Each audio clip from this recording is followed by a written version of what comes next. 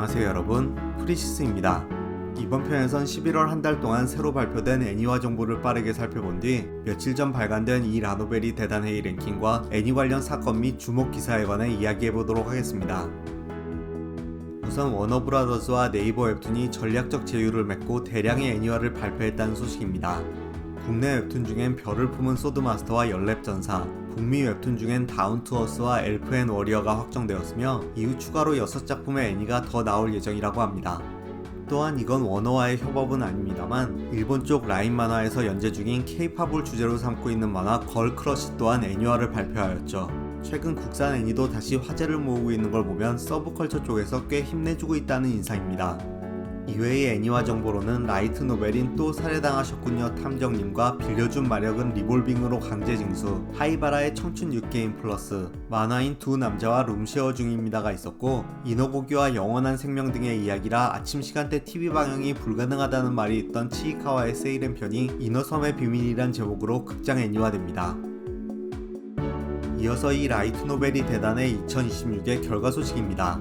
최근 이 우크지는 전당입성 작품인 치토세군 문제로 인해 공신력에 큰 타격을 입고 라노벨 팬층의 갈라파고스화를 드러내긴 했습니다만 그래도 상위 작품의 애니화 비율은 매우 높기에 살펴볼 가치는 여전히 있다고 생각되는데, 이번 문고판 총합 1위는 놀이의 관계라는 완전 신작이었습니다. 학생회의 일종과 게이머즈 작가의 새 라노벨로 올해는 투표할 작품이 없다는 얘기가 많던 와중에 발매돼 큰 화제를 모으며 집계 당시 1권뿐이었는데도 2위와 압도적인 득표차로 1위를 기록한 거죠. 내용은 고교를 중퇴하고 보드게임 가게에서 일하는 오타쿠와 그가 짝사랑하는 여고생 갸루의 러브 코미디인데, 등장인물들의 거짓말을 중심으로 한 미스터리 요소와 변칙적 시계열 진행이 특징인 작품이라고 합니다. 잠깐 라노벨에 관련해 한 가지 더 이야기하자면, 이번 랭킹에서도 9위에 오른 약사의 혼잣말이 시리즈 누계 4,500만 부에 도달했음을 공식 발표하였습니다. 이는 원작만이 아니라 두 종류의 만화판과 스피노프 소설까지 전부 합친 숫자이긴 합니다만, 애니화 뒤 2배 이상 팔리게 된 현재 상황을 볼 때 5,600만 부로 라노벨 원작 누계 랭킹 1위인 전생 슬라임을 넘어설 가능성도 보이기 시작했습니다. 3기와 극장판도 곧 나올 예정인데다 전생 슬라임은 원작이 지난달에 완결을 맞이해버렸으니 말입니다. 참고로 이번 랭킹의 단행본 부문 1위는 지난 시즌의 애니가 높은 인기를 끌었던 사일런트 위치였습니다. 다음은 내년에 애니가 나오는 300만 장을 넘긴 인디게임 니디걸 오버더스 관련 사건 이야기입니다.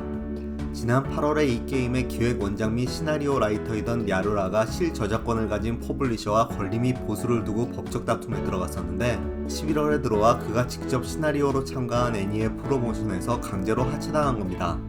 그의 주장에 따르면 이는 퍼블리셔의 협박에 의한 일이며 이 탓에 우울증에 걸렸고 수년간 참가해온 애니에 관한 보수도 제대로 못 받았다는 거죠.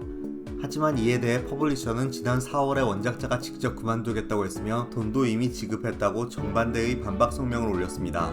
이 야루라는 원래부터가 과격한 성향으로 유명했던 인물이었고, 성우 우에사카 스미레에 대한 외모 비방과 입에 담기 어려운 성적 폭언이라든지 대마초와 탈법 약물에 관한 발언 등 문제도 많이 일으켰었기에 그저 리스크 회피를 위해 제외한 것 아니냐는 견해도 존재하긴 합니다.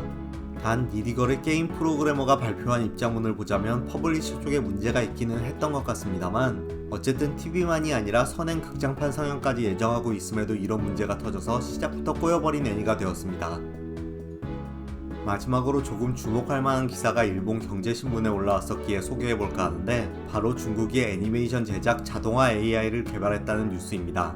물론 지금도 프롬프트를 잘 써서 만든 AI 영상은 이미 쏟아지고 있지만, 이번에 중국이 발표한 건 일본 애니의 표준적 퀄리티 작품을 원작 스크립트만 집어넣으면 각색 및 구성과 콘티, 원화 제작, 렌더링, 음성 수록까지 애니의 전 과정을 자동화해준다는 거죠. 게다가 오리지널 애니의 기획 입안 및 각본 집필까지 가능하다고 합니다. 이 주장을 하고 있는 건 중국 정부로부터 3차례 투자를 받은 링징 AI라는 회사이며, 현재의 제작 코스트를 97% 줄이고 생산 효율을 20배 이상 올려준다면서 이미 주류 애니의 퀄리티에 거의 근접했고 곧 자동화된 중국 애니의 글로벌 보급이 시작될 거라고 말하고 있습니다.